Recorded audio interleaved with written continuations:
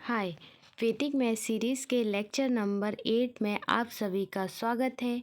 आज हम डिवीज़न देखेंगे। पिछली क्लास में हमने डिवीज़न की एक मेथड देखी थी कि 9 के साथ कैसे डिवाइड करते हैं, और इस टाइप से हमने 9 के साथ डिवीज़न देखा था पिछले क्वेश्चन में। और 5 के साथ कैसे डिवाइड करते हैं, 25 है तो उसको कैसे डिवाइड करते हैं, ये सारी चीज़ें हम पिछली क्लास में देख चुके हैं। आज हम 11 के साथ डिवीज़न देखेंगे। किसके साथ डिवीज़न देखेंगे? 11 के साथ। देखो, कोई भी नंबर ले लीजिए आपको जो सूटेबल हो वो नंबर ले लीजिए। जैसे मैंने 3, 5, 3 नंबर ले लिया, इसको मैं 11 से डिवीज़न करना चाहती हूँ। तो 9 की मेथड में क्या होता था कि हम एक प्लस करते जाते थे, लेकिन मतलब जो नंबर है उनको आपस में प्लस करते जाते थे। कोई भी नंबर है उसको आपस में प्लस करते जाते थे। लेकिन 11 के केस में क्या रहेगा, 3 को हम एज इट इज़ लिखेंगे, इसमें से इसको माइनस करेंगे। क्या करेंगे? माइनस। तो ये कितना बचेगा? 2। फिर 3 को 2 से माइनस करेंगे तो 1। तो ये हमारा भागफल हो जाएगा, कोसेंट जिसे कहते हैं, और ये हमारा रिमाइंडर हो जाएगा। देखो, और क्वेश्चन करते हैं। जैसे मेरा है क्वेश्चन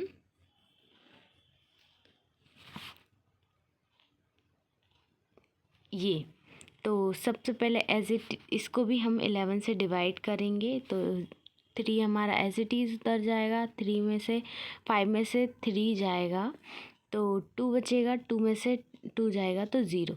32 हमारा कोशेंट हो जाएगा और 0 हमारा उसका रिमाइंडर बच जाएगा। ओके, देखो ये क्वेश्चन है मेरा।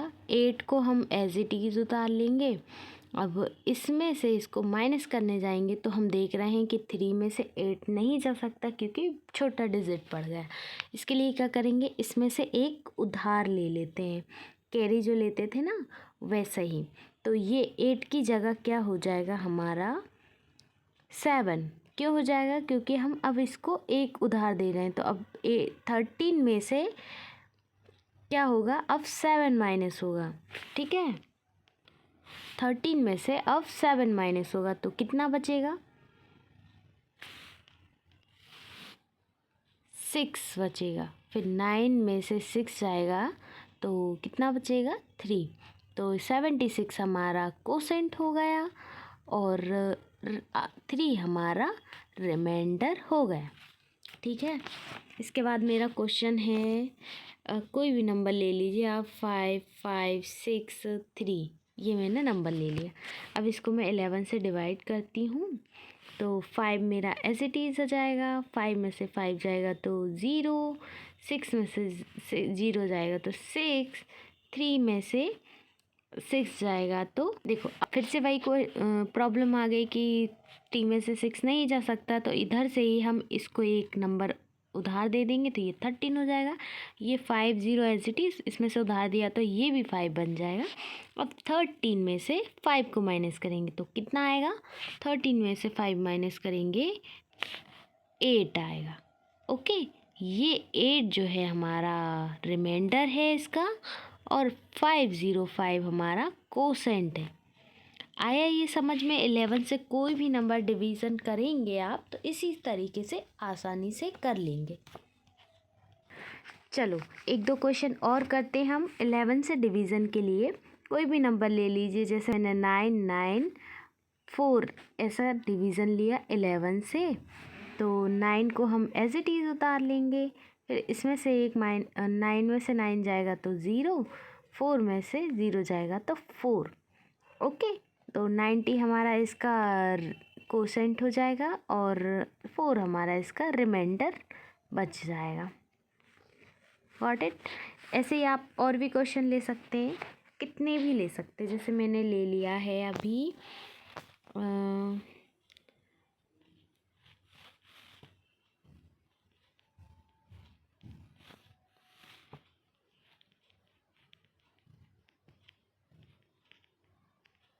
देख, ये मेरा नंबर है, इसको मैं 11 से डिवाइड करती हूँ तो 5 मेरा एज इट इज़ आएगा, 8 में से 5 जाएगा तो 3 आ जाएगा, 5 में से 3 जाएगा तो 2, 7 में से 2 जाएगा तो 5, 5 में से ये जाएगा तो 2, इसमें से ये जाएगा तो 0। तो ये इसका हमारा सॉल्यूशन है, ये इसका रिमाइंडर बच गया।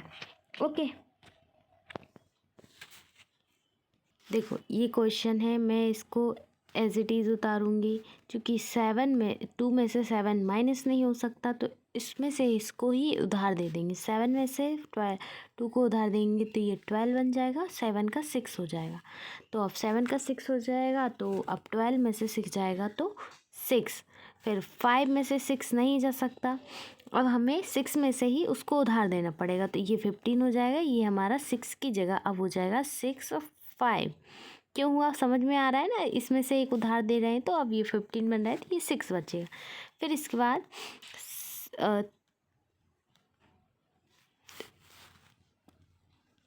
अब 15 में से 5 को माइनस करेंगे। पहले 6 को माइनस कर रहे थे 5 में से, लेकिन वो नहीं जा रहा था, उसने उधार दिया, तो अब 15 में से 5 को माइनस करेंगे तो कितना बचेगा हमारा 10।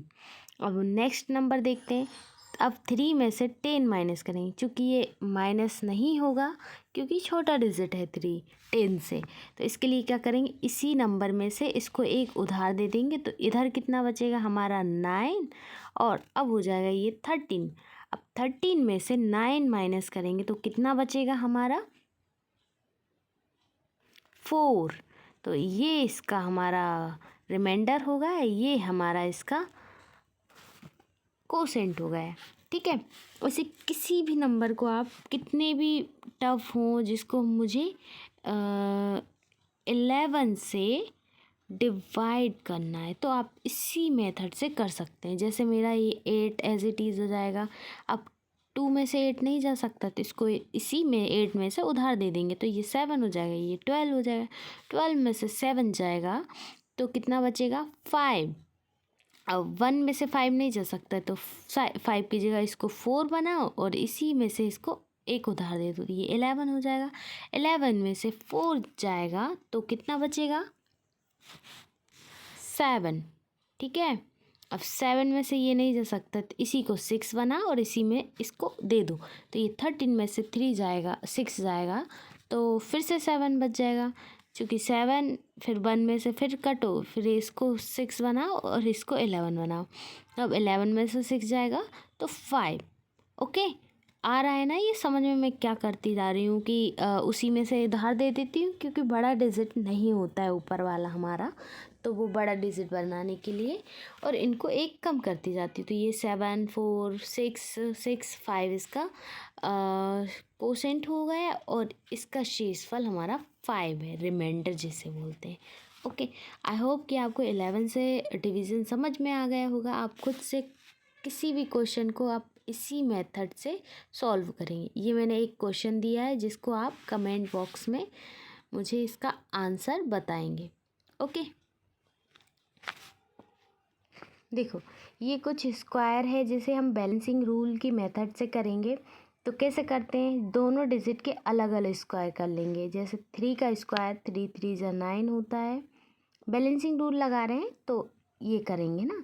और लास्ट कॉर्नर में 2 का स्क्वायर 4 होता है। ओके,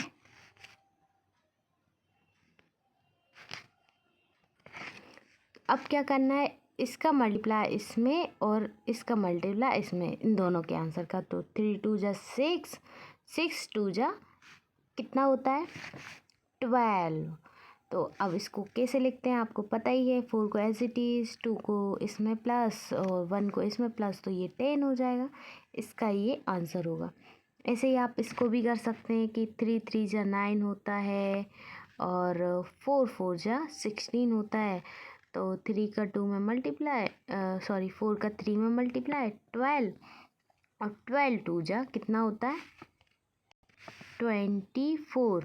बस सिंपली इनको ऐड करते जाना, 4 8 1 इसका आंसर होगा।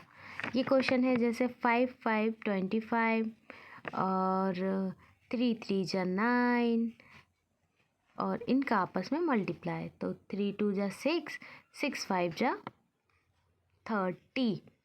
अब 9082 इसका आंसर होगा। ऐसे आप चाहे किसी भी नंबर का आसानी से स्क्वायर्स निकाल सकते हैं। ये तो थी हमारी बेसिक मेथड्स स्क्वायर निकालने की, बैलेंसिंग रूल वाली। आप किसी भी डिजिट का इसी तरीके से स्क्वायर निकाल सकते हैं। ओके, अब हम देखते हैं division with any single number. किसी भी सिंगल नंबर से आप डिवीज़न कैसे निकाल सकते हैं। अभी तो हमने स्पेशल देखा था कि 9 के साथ कैसा होता है, 11 के साथ कैसा होता है। अब हम किसी भी नंबर का डिवीज़न देखेंगे। जैसे मैंने लिखा है 8 3, इसको डिवीज़न करना है मुझे 3 4 5 6 7 8 9, किसी भी नंबर से कर सकते हैं आप।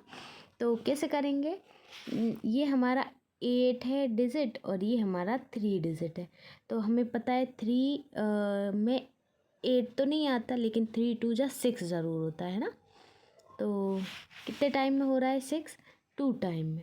बचा कितना, 6 आया तो हमारा 2 बचेगा ना, 6 में से घटाएं माइनस करेंगे तो ये इसको दे देंगे। तो ये कितना हो जाएगा 2 7। अब बचेगा कितना 2, जो रिमाइंडर होगा इसका, और ये हमारा भागफल होगा। अब चाहे तो इसको ऐसे भी चेक कर सकते कि 83 लिखा है, इसको 3 से मैंने डिवाइड किया तो 3 2 जा 6, कितना बचेगा 2। अब ये उधर आ जाएगा तो ये कितना हो जाएगा 21। कितने टाइम में आता है 7 टाइम में। तो 21 कितना बचा हमारा 2। ठीक है, ये हमारा रिमाइंडर बच गया, ये हमारा भागफल आ गया। देखो ये मैंने क्वेश्चन लिया है, सिंपली क्या करना है हमें,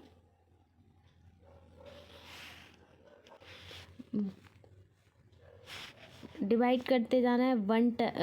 ये कितना हो जाएगा हमारा 7, और 7 1 जा 7, बचा 1, इसमें इसको दे दिया, ये कितना हो जाएगा 19।